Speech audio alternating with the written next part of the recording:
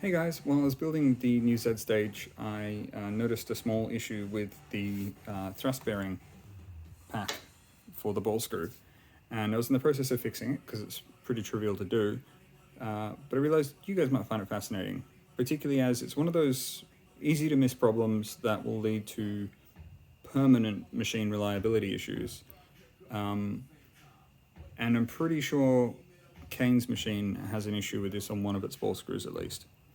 So, for a bit of context, this is the thrust bearing block for this screw. Inside are two bearings, and here's a different one that I prepared earlier. That slides over here with a little spacer so that you're not pushing on the threads of the ball screw. And then another spacer, and a special precision nut that has a ground surface so the force it applies is completely perpendicular. And so normally you would tighten this down and you would squeeze the two sets of bearings together, and that way they would be permanently under a little bit of tension and there's no wiggle, because if there's any slop backwards and forwards here, every time the ball screw changes direction the entire thing will shift.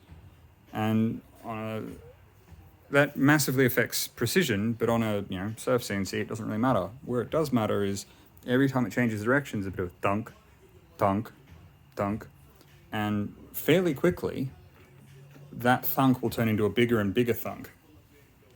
Now, very, very cheap, crappy ones like this frequently are missing a feature that prevents this being a problem. This is a much nicer one that I'm using for this. But sadly, they have also cut one very tiny corner. And that is, these bearings have an outer race and an inner race.